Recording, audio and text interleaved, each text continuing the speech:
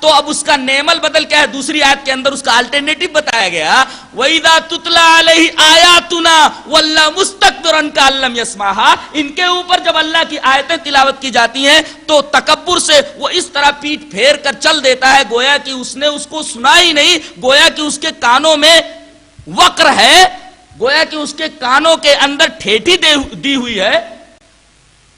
تو اسے دردناک عذاب کی خوشخبری دے دو۔ یہاں دیکھیے لہول حدیث کے مقابلے میں قرآن کی آیات کو پیش کیا گیا۔ سکون حاصل کرنا ہے تمہیں تو یہ بات چھوڑ کر کے اس بات کو اختیار کرو۔ اور یہی بات امہات المومنین ازواج مطہرات اور اہل بیت کو خطاب کر کے کہی گئی، وَقَرْنَ فِي بُيُوتِكُنَّ وَلَا تَبَرَّجْنَ تَبَرُّجَ الْجَاهِلِيَّةِ الْأُولَىٰ۔ تم اپنے گھروں میں قرار پکڑو اور دیکھو زمانے جاہلیت، قدیم جاہلیت کی طرح بن ٹھن کر کے باہر مت نکلو۔ یہ تبرج کیا ہے؟ تبرج یہ لفظ برج سے بنا ہے، جہاں بھی ابھار ہو، بدن کے اندر ابھار ہو تو بروج ہے، کہیں سیدھے راستے سے انحراف ہو تو وہ بروج ہے۔ بروج کے عموم کے اندر ساری باتیں آ گئی۔ تو ولا تبرجن تبرج الجاہلیت الاولی، قدیم جاہلیت کہ زمانے کی طرح جس طرح عورتیں باہر نکلا کرتی تھی اس طرح بن ٹھن کر کے مت نکلو۔ انما یرید اللہ وَأَقِمْنَا الصَّلَاةَ وَآتِينَا الزَّكَاةَ وَأَطِعْنَا اللَّهَ وَرَسُولَهُ۔ اب بن ٹھن کر کے تمہیں نہیں نکلنا ہے۔ نیمل بدل کیا ہے؟ ایک چیز سے منع کر دیا گیا، لا تبرجنا، منع کر دیا گیا۔ الٹرنیٹو کیا ہے؟ اب باہر نہ نکلو بن ٹھن کر کے۔ الٹرنیٹو کیا ہے؟ وَأَقِمْنَا الصَّلَاةَ، گھروں کے اندر نماز قائم کرو، وَآتِينَا الزَّكَاةَ، زکات دو، صدقو خیرات کرو، وَأَطِعْنَا اللَّهَ وَرَسُولَهُ، اللہ اور اس کے رسول کی اطاعت کرو۔ اس بات کا تمہیں حکم دیا جا رہا ہے، انما یرید اللہ لیذھب عنکم الرجس اہل البیت ویطہرکم تطہیرا۔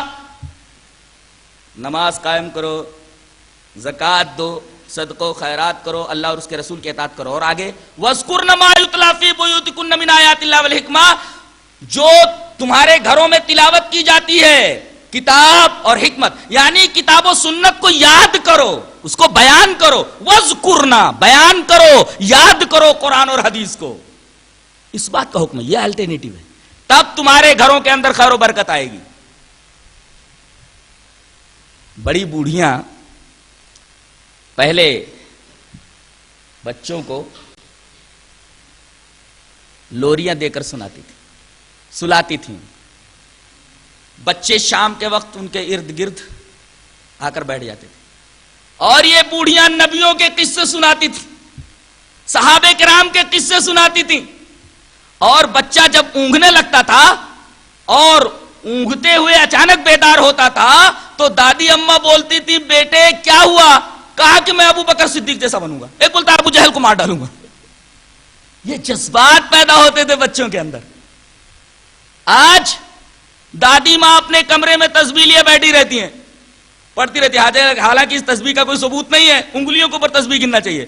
وہ الگ کمرے میں بیٹھ کر کے اللہ اللہ کرتی رہتی ہیں، اور جب شوہر نامدار آتے ہیں تو ٹی وی کھول کر کے فوراً بیٹھ جاتے ہیں۔ بیوی کچھ بات کرنا چاہتی ہے کہ ہٹ، میرا پسندیدہ پروگرام آ رہا ہے، برائے مہربانی پلیز ڈسٹرب مت کرو۔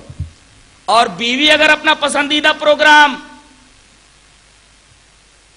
وہ ساس بہو وغیرہ کا کوئی پروگرام آتا ہے نا، وہ کہانی گھر گھر کی وہ آ رہی ہے، اب بیٹے بیٹیاں، خاص طور سے بیٹیاں اور بیوی یہ سب بیٹھ کر کے ایک ساتھ اس پروگرام کو دیکھ رہے ہیں۔ شوہر آ رہا ہے، اس کو نہانے کی ضرورت ہے، اس کو پانی کی ضرورت ہے، اس کو چائے کی ضرورت ہے۔ اگر اس کی زبان سے نکل جاتا ہے کہ بھائی میں ابھی آفس سے آیا، مجھے ان چیزوں کی ضرورت ہے، پلیز تھوڑی دیر اور انتظار کر لو، یہ پسندیدہ پروگرام بس تھوڑی دیر تک اور ہے۔ اللہ اکبر۔ یہاں عورت اور مرد کے درمیان چپکلش، شوہر اور بیوی کے درمیان نزاع کی جو صورت پیدا ہو رہی ہے وہ اسی ٹی وی کی وجہ سے پیدا ہو رہی ہے۔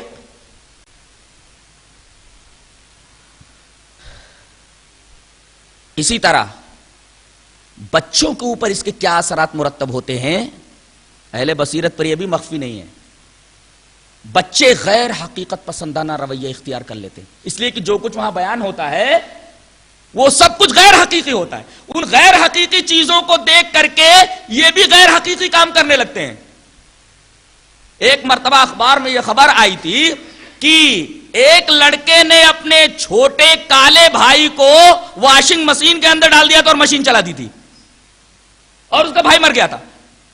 ماں باپ نے روتے ہوئے اس سے کہا ارے تو نے ایسا کام کیوں کیا؟ کہا کہ ڈیڈی امی تم نے وہ ایڈورٹائزمنٹ نہیں دیکھا تھا جس کے اندر یہ تھا کہ میلے کچیلے اور کالے کپڑوں کو، کالی چیزوں کو اگر واشنگ مشین کے اندر ڈال دیا جائے تو اجلے ہو جاتے ہیں. میں نے اپنے بھائی کو اجلا بنانے کے لیے واشنگ مشین کے اندر ڈال دیا تھا. تو یہ غیر حقیقی باتیں دیکھ کر کے بچے غیر حقیقی کام کرنے لگتے ہیں، غیر حقیقت پسندانہ رویہ اختیار کر لیتے ہیں.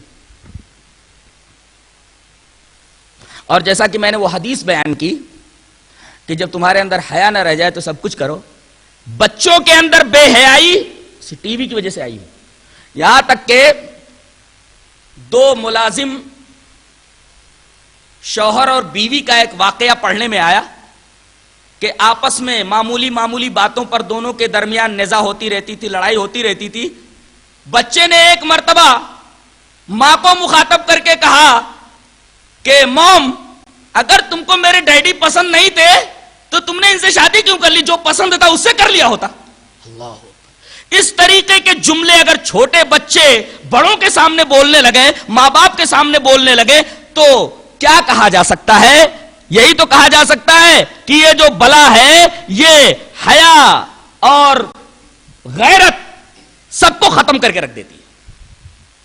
بچے جو قوم کا مستقبل ہوتے ہیں، قوم کی آبرو ہوتے ہیں، ایسے بچے جب معاشرے میں رہیں گے تو قوم کیا ترقی کرے گی، ملک کیا ترقی کرے گا، مسلم معاشرہ کس طریقے سے آگے بڑھے گا؟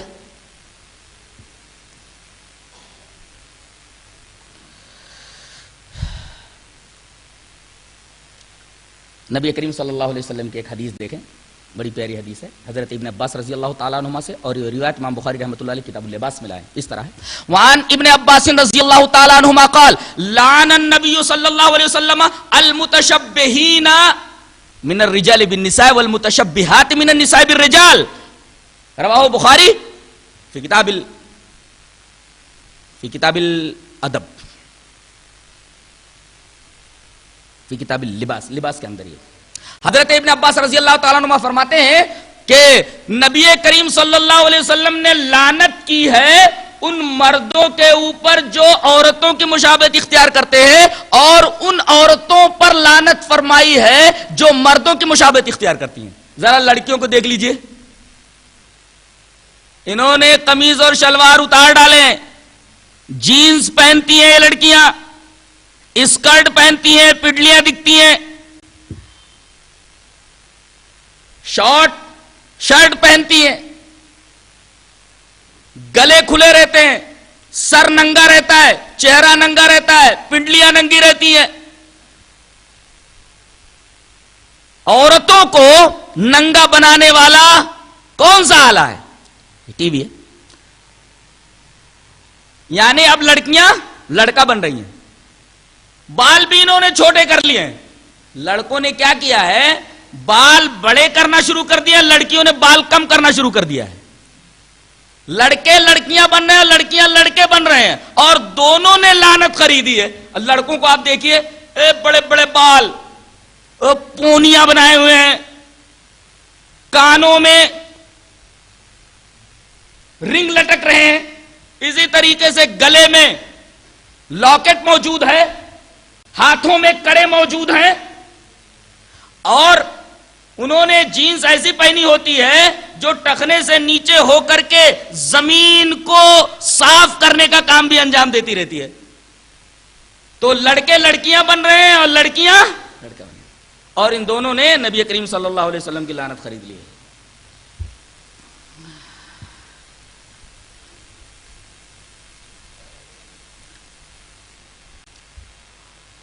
نبی کریم صلی اللہ علیہ وسلم کی ایک اور روایت دیکھیں، بڑی پیاری روایت ہے حضرت عبداللہ ابن مسعود سے، اور امام مسلم اس کو کتاب العلم کے اندر لائے ہیں۔ روایت اس طرح ہے، وعن عبداللہ ابن مسعود رضی اللہ تعالیٰ عنہ قال قال رسول اللہ صلی اللہ علیہ وسلم حلق المتنطعون قالها ثلاثا رواہ مسلم فی کتاب العلم۔ حضرت امام مسلم اس کو کتاب العلم کے اندر لائے۔ حضرت عبداللہ ابن مسعود فرماتے ہیں کہ رسول اللہ صلی اللہ علیہ وسلم نے 3 مرتبہ یہ جملہ فرمایا، حلق المتنطعون، ایسی بات کہنے والے جو بات کوئی حقیقت نہیں رکھتی، ایسی بات کو تنطع کہتے ہیں، مبالغہ آرائی، جس کو ہم ڈائیلاگ کہہ لیں۔